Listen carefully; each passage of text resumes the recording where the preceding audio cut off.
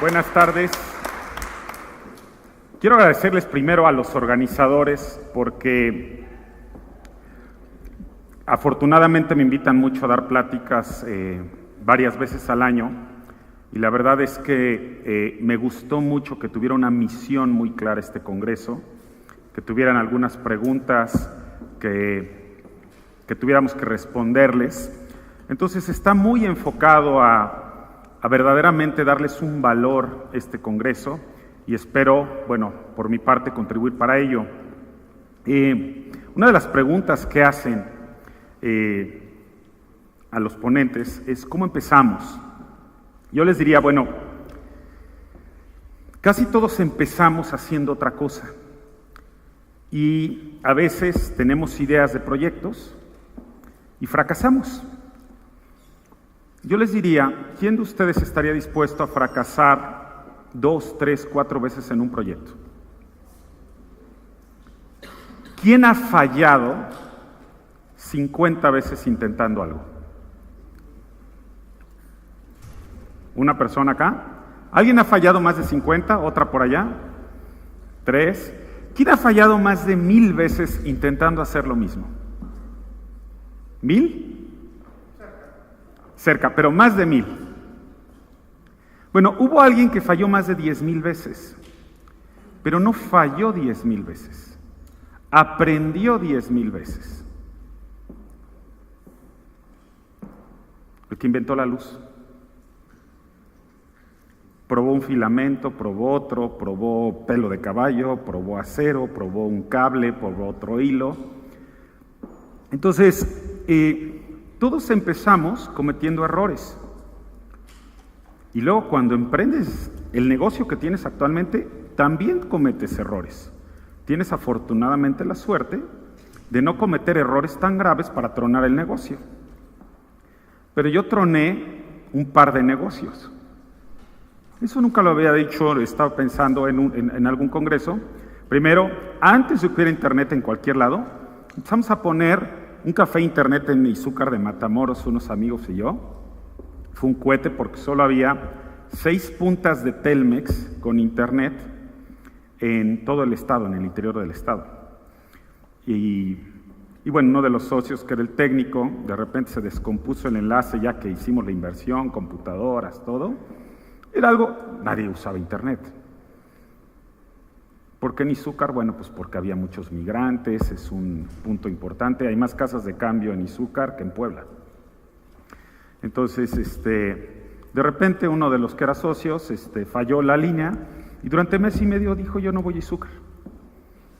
Y entonces, pues los costos y no servía y bueno, al final tronó el negocio.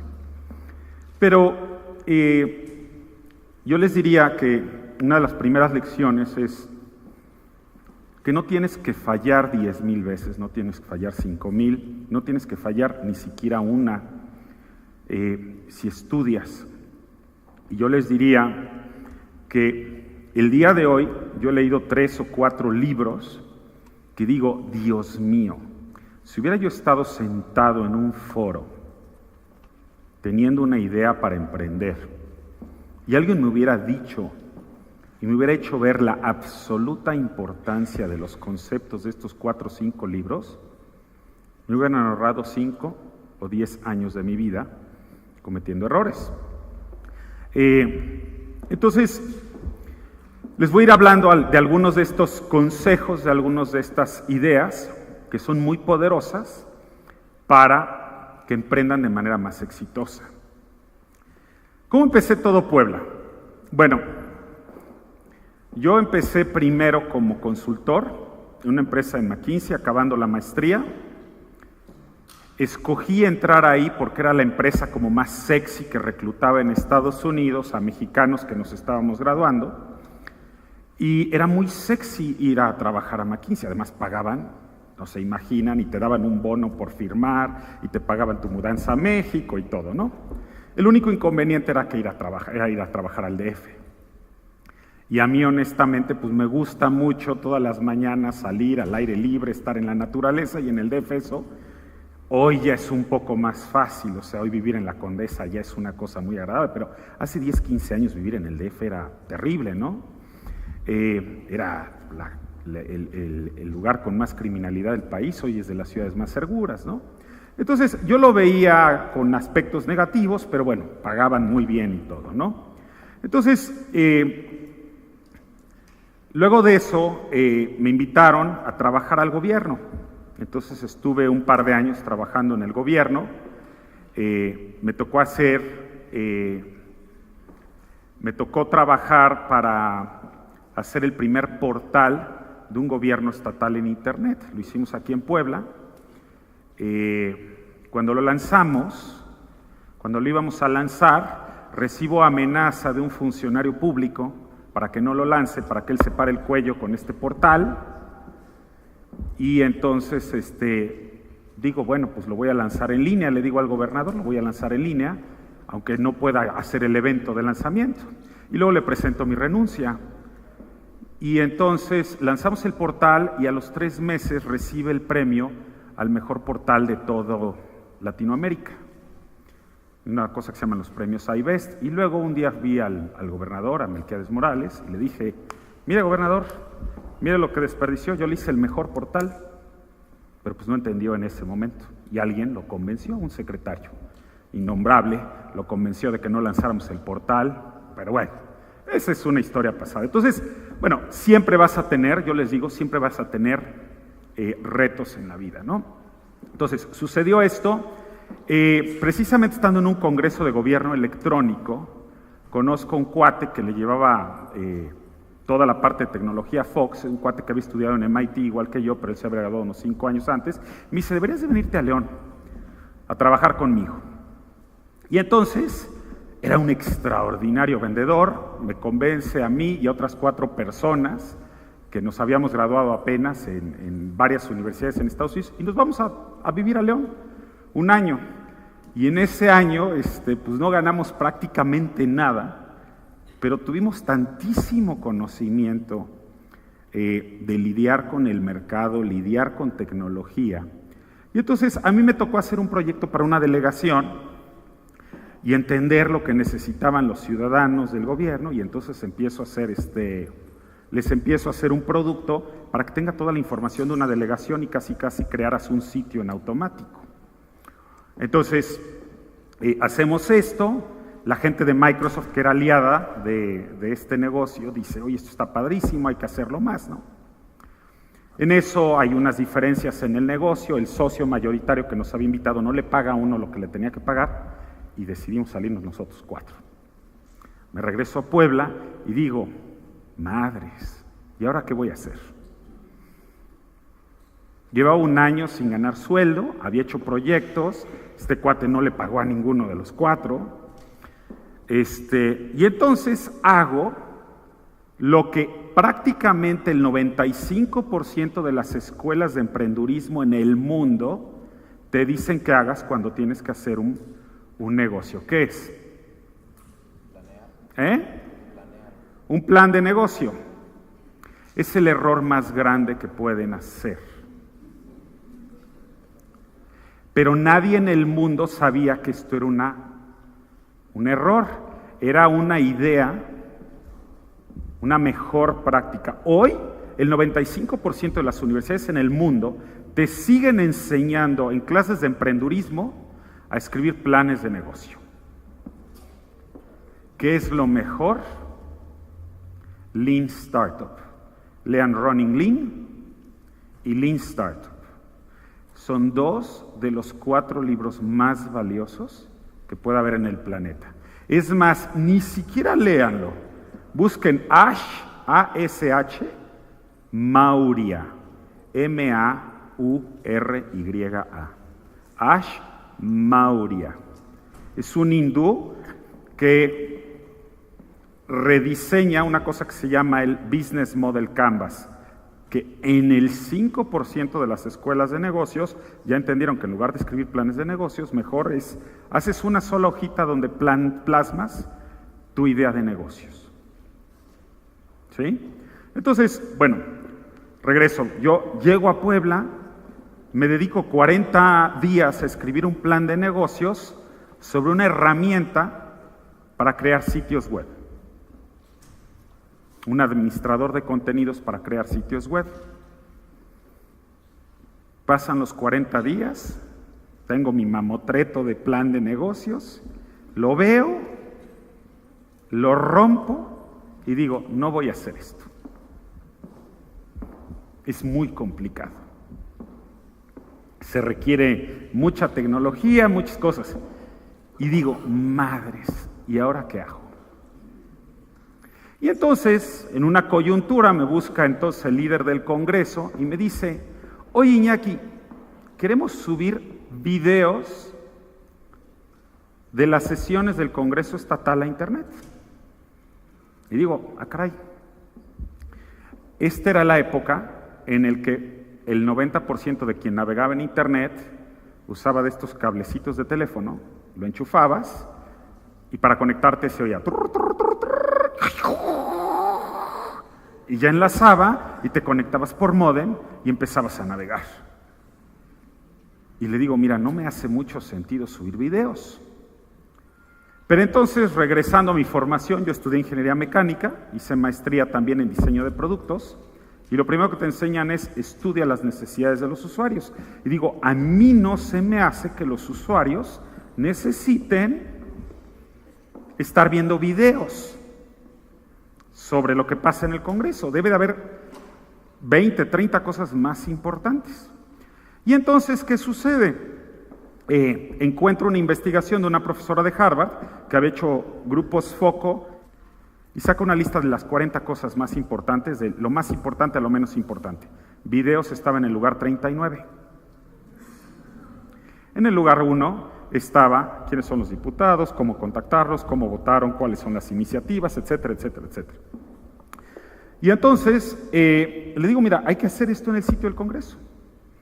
Y entonces empiezo a dibujar en un papel, mira, hay que poner esto acá, y cuando le hagan clic hay que hacer esto, y poner esto acá, y tal. Ni siquiera existía un término que describiera lo que estaba yo haciendo. Hoy esto se conoce como arquitectura de información. Es como hacer el prototipo de lo que vas a construir, pero en Internet. Entonces lo hacemos, y de repente me hablan los de Microsoft que había conocido cuando estaba en esta empresa en León. Me dice, ¿qué estás haciendo? Y le digo esto. Me dice, wow, esto está increíble. ¿Nos puedes ayudar? Nosotros tenemos una herramienta de administración de contenidos, lo que yo tenía como sueño en mi plan de negocios. Dice, pero nos cuesta mucho trabajo venderla porque el cliente quiere ver ya una solución, quiere ver ya el sitio completo. Y entonces así empiezo con Microsoft y el primer proyecto que hacemos fue Banobras. Y lo que hago es, bueno, pues vamos a poner lo que quieren, lo que esperaría un ciudadano en Banobras. Luego hice Cepomex y luego me invitan a hacer el Portal Ciudadano cuando Fox era presidente. Y entonces Portal Ciudadano dije, bueno, pues a ver, todo se ordena por dependencias, vamos a ordenarlo por temas. Cosas de salud que me puede resolver el gobierno, cosas de empleo, cosas de trámites y así, ¿no? Y entonces empiezo a hacer las plantillas y la construyo una empresa de gobierno que se llama Infotec, que tiene 50 programadores. Entonces, ya existía un sitio, le hacen algunas de estas correcciones que les planteo y gana el primer lugar a nivel mundial como el mejor portal en estos premios, el Reto Estocolmo. Y digo, caray, qué interesante. Y lo único que hago es ponerme en los zapatos de los usuarios. Entonces, me empieza a ir muy bien en consultoría, daba clases, de repente daba 1 o 2 veces por semana, en la UDLA, a veces daba conferencias en algunas otras universidades, y entonces me regreso al tiempo en el que era estudiante. Y yo estando en Boston, cada fin de semana, pues siempre había 60 o 70 cosas que hacer. Debates, una caminata contra el cáncer, un torneo de esgrima, concursos de todo tipo, orquestas, conciertos, caminatas en el río, torneos deportivos, de todo, ¿no? Y yo llego y le pregunto a mis alumnos, ¿qué vas a hacer el fin de semana? Y de 20, ¿qué creen que iban a hacer 19 el fin de semana? Ir al antro. Y digo, madres, esto está de la patada. Dicen, es que en Puebla no hay nada que hacer.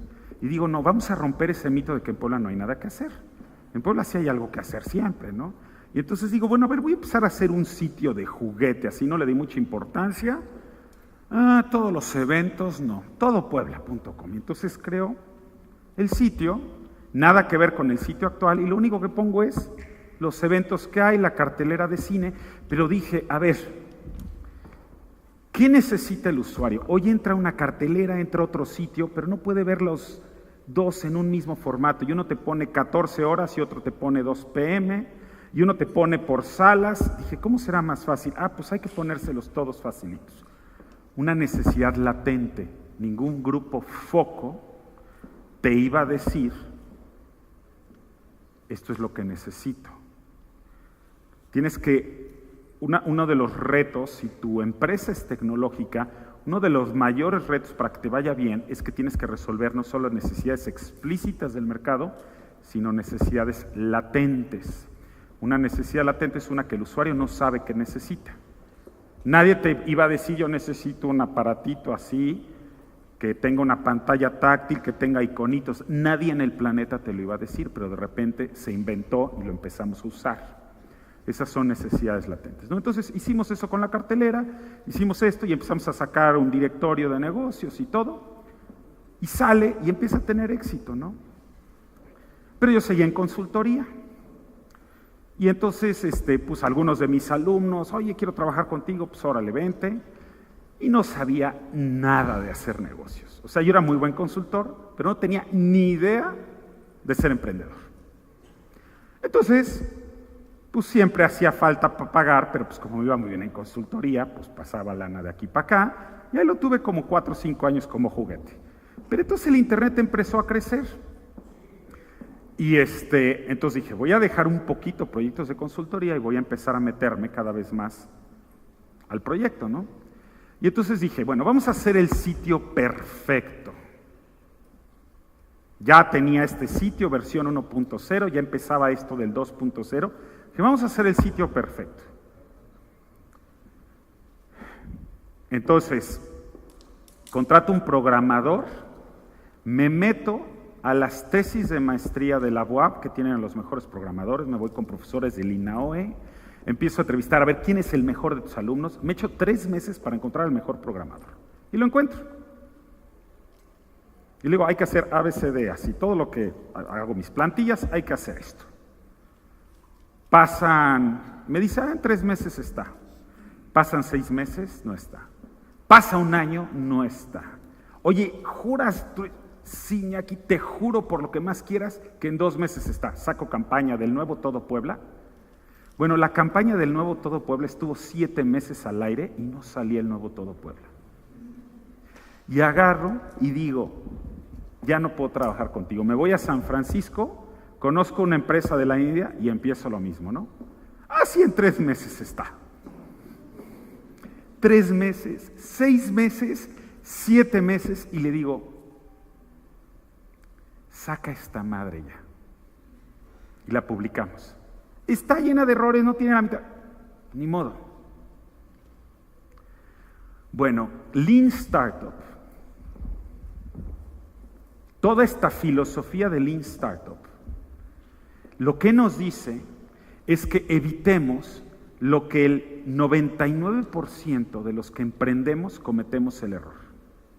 Estamos enamorados de producir un producto perfecto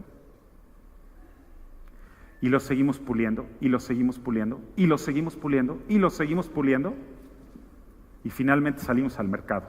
Y muchas veces sales al mercado y no es lo que el mercado necesita. Y fracasas y pierdes 1 o 2 años de tu vida. Afortunadamente en el caso de Todo Puebla no fue así, pero sí fue así en términos de estar queriendo pulir un producto y pulirlo y pulirlo y pulirlo para sacarlo. En lugar de sacar algo imperfecto e ir pivoteando. Pivoteando es ir ajustando sobre la marcha. Entonces hay un concepto que yo les digo, si quieren evitar, el mejor consejo que alguien les pueda dar para que les vaya bien en un negocio es entiendan lo que quiere ser un minimum viable product, un producto mínimo viable. Es sacar lo mínimo de tu idea, que alguien te pague por eso, y entonces tienes demostrado que hay alguien dispuesto a pagarte por esto, y entonces sigues puliéndolo. Muchísimos, yo les diría 9 de 10 negocios que surgen porque se te ocurre algo, lo pules, lo primero que haces es, vamos a retar oficinas, el acta constitutiva, vamos a sacar el logo, hay que comprar las computadoras, el escritorio, te echas 6 meses de tu vida y no tienes un solo cliente, sales al mercado y no era lo que el mercado quería. Lean Startup te dice, tú puedes salir antes de tener prácticamente cualquier cosa y validar que hay una demanda por lo tuyo. Incluso en cosas tan complejas, todos ustedes, ¿quién de ustedes usan Dropbox acá? Ok, bastantes de ustedes usan Dropbox. Bueno, Dropbox siguió la filosofía de Lean Startup. ¿Cómo puedes hacer un Dropbox en Lean Startup? Muy sencillo. Se juntaron y pusieron una servilleta. Esta es tu computadora. Tú estás editando un archivo de Word, Excel, pum, grabas, apagas tu computadora. Este es tu coche. Te subes al coche, viajas, llegas a tu casa, prendes en tu casa la computadora y pum, te aparece, aquí está tu archivo. ¿Lo quieres? Llena suscríbete. Y entonces, en 2 o 3 semanas reciben 50, 100 mil cuates que piden eso. No se gastaron más que 20, 30 dólares en hacer el video. Casi todas las empresas de tecnología, ¿qué hacen? Se gastan miles o millones de dólares haciendo un producto, puliéndolo, salen al mercado y madres, fracasan. No les va bien. Entonces, bueno, uno de los retos fue ¿no? Lidiar con la programación y todo. Hoy yo les digo, hoy todo Puebla está sacando mejoras cada semana o cada 2 semanas. Y casi ni se da cuenta el usuario porque son mejoras sutiles, pero van incrementando el valor, la funcionalidad del producto. Por ejemplo, mejoras importantes este año en el celular, si tú buscas, por ejemplo, farmacias en Puebla, al momento de entrar a todo Puebla, de cada farmacia te lista la más cercana de sus sucursales. Por ejemplo, está en Farmatodo en primer lugar. Y Farmatodo tiene 31 sucursales. Bueno, de esas, la más cercana a si está prendido tu GPS, te va a calcular y te dice, esta es la más cercana. Y luego, si entras a cada farmacia y tiene 30, te lista las 3 o 4 más cercanas directamente a ti. Hace 2 semanas sacamos un formulario para pedir informes, etc. Entonces, vamos poco a poco haciendo mejoras. Si tú analizas el para qué, la respuesta al final es algo que puedes hacer en este instante, acabando, que es ir a convivir. Y convivir es vivir con y estar contento, que es lo que más aspiramos como seres humanos, ¿sí? Contento es contenido, delimitas tus ambiciones y estás a gusto con lo que tienes. Y cuando entiendes eso te da una plenitud y te da un sentido de realización poderosísimo. Entonces, me encantó el nombre de este congreso porque tiene el lado importante y tiene el lado aparentemente mercadológico. Yo diría más que mente millonaria debería llamarse corazón millonario. Todos los que emprendan por algo que les apasione. Y no solo por algo que les apasione, porque es una frase muy trillada. Por algo que les apasione, pero además que tengan los talentos para desarrollarlo. Porque a mí me puede apasionar ser artista, pero a lo mejor no soy bueno para ser artista. O me puede apasionar cierta actividad, pero no tienes los talentos para ello. Entonces, estudien sus talentos, eso les va a abrir los ojos. Estudien para qué son buenos. Tomen la prueba de talentos. Y luego, si deciden emprender, hagan algo no que le resuelva la necesidad a 3, 4 personas.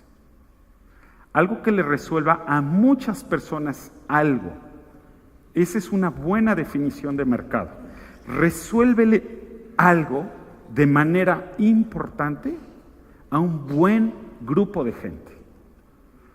O un mega dolor a un selecto grupo de gente. Si tú logras hacer eso, tu negocio va a ser exitoso. Pero si resuelves una tarugadita y a solo unos cuantos, miren, la verdad es que eso no es un negocio, es una idea. Y las ideas se las lleva el tiempo. Entonces, tienen que concentrarse en verdaderamente entender las necesidades de los negocios, prepararse, estudiar modelos. Para ello, lean de Lean Startup, lean ahora lo más poderoso que estoy leyendo, que transforma por completo las ideas de negocios, es el concepto de Jobs to be done. Es una metodología que inventó un profesor de MIT que ayuda a entender verdaderamente para qué la gente consume algo y te ayuda a replantear las ideas de negocios. Es un modelo poderosísimo que les puede cambiar mucho el panorama. Todo el tema de Ash Maurya de Running Lean, y sobre todo, lo más importante, piensen que ser millonario tiene que ser millonarios de corazón, plenos con lo que hacen, y no buscar el negocio por hacerse por billete.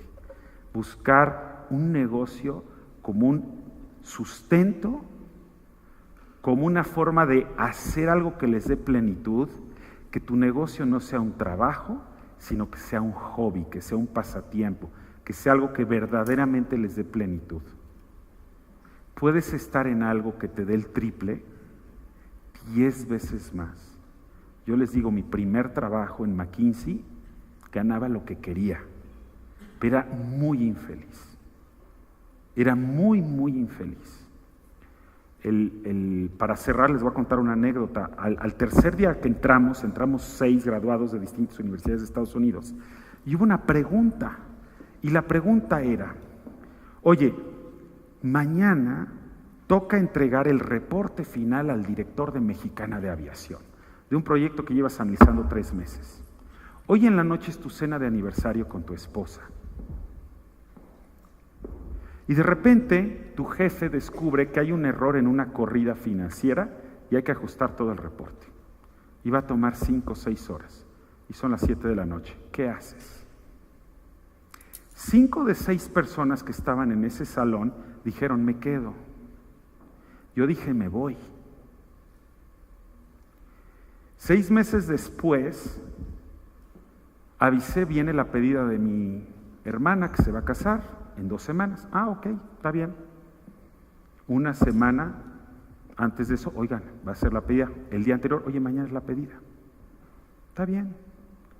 El mero día, ya me voy. No, hay un error. Tenemos que corregirlo. Y me fui. Me pusieron una cagotiza como no se pueden imaginar. Pero es la cagotiza que más feliz me ha hecho en mi vida. Porque yo no recordaría, ni recuerdo, ninguno de esos días que estuve en chinga en el negocio. Lo que recuerdo es la pedida de mi hermana. Lo que recuerdas en la vida son los momentos de convivencia.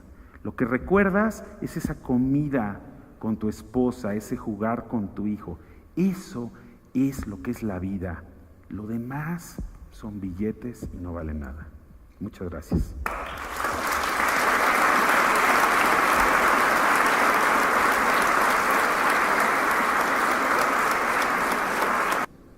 Hola, ¿qué tal? Buenas noches. Iñaki, soy Pedro, y de tu charla, que me parece realmente interesante y muy apasionante, hay 2 cosas que quisiera comentar. La primera es, me llena de azoro que alguien como tú, con esa preparación, egresado de una de las universidades más importantes del mundo, salga y de repente se encuentre ante un gran abanico de posibilidades, pero que realmente uno no esté preparado para visualizar las oportunidades que se te puedan presentar o para generar las oportunidades propias, y que vas creciendo y te vas dando cuenta de cómo pues el mundo es difícil a pesar de tus raíces y tu formación. ¿A qué voy? ¿A cuál es mi punto? Es más un comentario que nada. Es la formación que tenemos probablemente en estas sociedades encaminadas al consumo, que no te forman en un sentido propio hacia realizar y buscar estas oportunidades de negocios. Yo creo que todos los que estamos aquí venimos con esa apertura de conocer cuál es el secreto de tu éxito. Tú lo has vertido y lo agradezco enormemente, pero sí me inquieta mucho esta parte donde seguimos generando o produciendo todas estas generaciones que a final de cuentas terminan una carrera, estudian una maestría, algunos continúan estudiando un doctorado y todavía tenemos esas dudas de cómo dar el siguiente paso. Te agradezco lo que has venido a vertir, porque creo que a mí particularmente me aclara muchas cosas y sobre todo el énfasis que pones en el valor de las cuestiones personales por sobre probablemente pueda ser el dinero, ¿no? Hay que poner, creo que todo en su justa medida. Y me encantaría lo siguiente es que me ayudaras y me repitieras esos libros, porque algunos no los anoté, donde yo puedo inspirarme para encontrar estas respuestas que ando buscando. Gracias. Mira, libros como tal no he leído alguno. Los libros son más de temas técnicos, de emprendurismo, de innovación, ¿no? El mito del emprendedor, Lean Startup, o sea, toda la metodología de Lean Startup, hay varios libros. Ash Maurya, todos sus videos que hay en línea son fantásticos. Todo el tema de Jobs to be Done de Clayton Christensen, que te ayuda a encontrar verdaderas necesidades latentes que hay allá afuera en el mercado. Y eso te puede ayudar a escarbar ideas de a qué dedicarte. Ahora, algo bien importante que mencioné para a qué dedicarte, no solo tienes que filtrar aquello que te apasiona, sino aquello que además tienes los talentos para ello. Porque si no puedes desperdiciar mucha parte de tu vida, ¿no? Sobre el tema universitario, yo es un tema que he trabajado 2 o 3 veces y me he frustrado con rectores. En Puebla llegué los primeros 10 años y les armaba mapas mentales de todo lo que había que cambiar en la currícula de las universidades, porque está muy enfocado en contenido, pero no está enfocada la currícula de todas las universidades. En la mayor parte del mundo está enfocada en formar profesionistas, pero no en formar ciudadanos. No hay ninguna carrera que te obligue, y les voy a compartir algo que pasa en MIT. Hay un requisito, hay 2 requisitos muy interesantes. Las 2 universidades de Estados Unidos, hay más de 700, las 2 que tienen más ofertas de deportes son Harvard y MIT. Hay mucho la filosofía de mente sana en cuerpo sano. Tú para poderte graduar tienes que llevar 8 materias de deporte en cualquier licenciatura. Y la única universidad del mundo a donde no te puedes graduar si no cruzas 20 veces la alberca olímpica y luego te quedas 15 minutos flotando sin tocar la orilla es MIT. ¿Por qué? Porque serás muy ingeniero de la número 1 del mundo, pero se ahoga alguien y no lo puedes rescatar. Ese es un requisito, el requisito de deporte perfectamente compenetrado en cualquier carrera. Y 2, otro requisito que se llama el breadth requirement. Breadth es amplitud y depth. Entonces, todas las humanidades las parten en 5 categorías y a su vez en 3 grupos. Entonces, hagan de cuenta que es literatura, historia, todo lo que es artes, cine, danza, etcétera, y idiomas, todo lo que son lenguas. Y entonces, en cualquier carrera tienes que llevar 8 o 7 materias y al menos una de ellas en cada una de estas 3 ramas.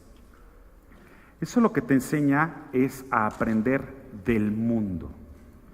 Tuve una materia que a mí me impactó muchísimo, en la que aprendimos a hacer tortillas, a contar las calorías de los alimentos, a hacer forja, a hacer pizzas, pero a entender la historia de la tecnología vinculada a crear alimentos y todo. Y entonces Te enseña la riqueza del mundo, porque el mundo es muy rico. Y te dedicas a estudiar una sola cosa y te aíslan de toda la riqueza de todo lo demás que hay en el mundo.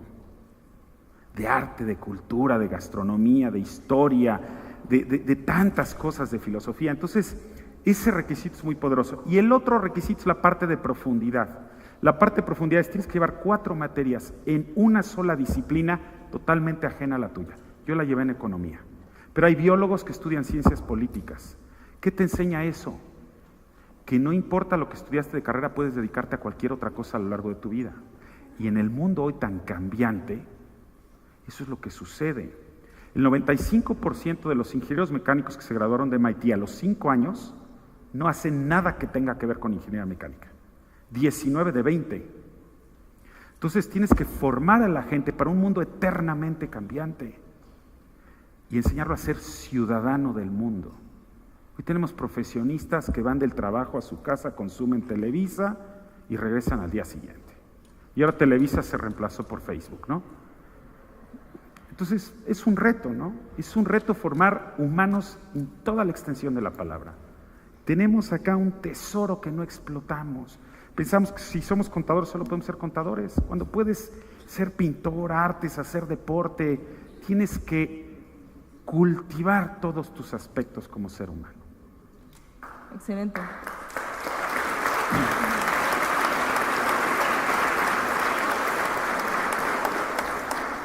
Y en ese sentido, Iñaki, fíjate, yo me dedico a las artes gráficas, yo pinto, y es algo bien cierto, ¿eh? Cuando te enfrentas a un mundo que te exige una especialidad, es mejor saber cómo aplicar esa especialidad y abarcarla. Sí. Muy bien. ¿Tenemos una segunda pregunta por allá? Por acá. ¿Qué tal, Iñaki? Buenas noches. Mi nombre es Ramsés. Bueno, trataré de ser muy concreto. Tengo 2 preguntas. ¿Cómo hacer para que no te desesperes? O sea, dices que tú ya tenías todo este concepto de todo Puebla, pero 2, 3 años. Creo que es algo que la mayoría de nosotros no tenemos esa capacidad de esperar tanto, ¿no? Entonces, ¿cómo saber? Y bueno, esto me lleva a la segunda. ¿Cómo saber si tu negocio o tu idea de negocio es buena o simplemente te estás casando con algo que no tiene futuro y a lo mejor te estás esperando 2, 3, 4 años con algo que de plano no va a funcionar? Excelentes preguntas.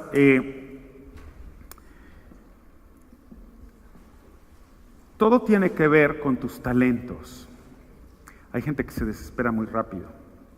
Hay gente que no tiene el talento para ser emprendedor y no debe de cometer el error de meterse a emprender. Hay gente que es extraordinaria empleado, extraordinario, y se va a potencializar y se va a desarrollar en toda la plenitud si hace aquello que le gusta sin necesidad de preocuparse por muchas de las cosas que te estresan como emprendedor. Es muy difícil ser emprendedor. Entonces, primero es conócete. 2 es, si le vas a entrar, cambia del ciperonismo o del esqueísmo al cómo síismo, porque emprender es eso. ¿Cómo sí a pesar de este obstáculo? Y ahora, ¿cómo sí a pesar de este? Y ¿cómo sí a pesar de este? Y ¿cómo sí? Y no son 10 o 20, son 10,000 al año.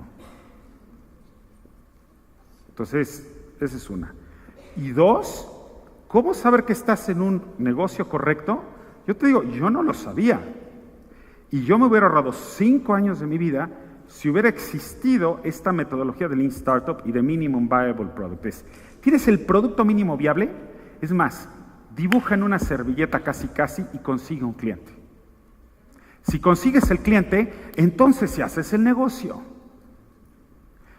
Dependiendo del tipo de negocio no basta con la servilleta, o sea, tienes que hacer ciertas cosas. Pero si lees de esto vas a darte cuenta de todos los paradigmas que se van tumbando y cómo puedes omitir muchísimas de las cosas que nos enseñaron en la universidad, que tienes que tener perfectamente definido. O sea, tú te sientes en una escritura escribir un plan de negocios de cómo van a estar tus ventas en 5 años. Perdónenme, pero eso es... O sea, no hay alguien en el planeta que haya escrito un plan de negocios y que se hayan hecho realidad de sus predicciones a 5 años. Entonces hubo gente que se dio cuenta de esto y dijeron, no, esto está mal. Y entonces dijeron, vamos a hacer un business model canvas, que es el canvas de negocio. En una sola hoja vamos a poner lo que vamos a hacer. Y lo primero es, ¿quién es tu cliente? Encuéntralo. Oye, ya que lo encuentra, oye, no es exactamente lo que quiero, vas pivoteando y vas ajustando tu oferta a lo que el mercado te determina, ¿sale? Entonces, la respuesta es, métanse a estudiar este tema. Es crucial para cualquier emprendedor. Muy Creo que bien, había una más muchísimas por allá. gracias. Muchísimas gracias, Iñaki. Te regalamos este reconocimiento. Gracias.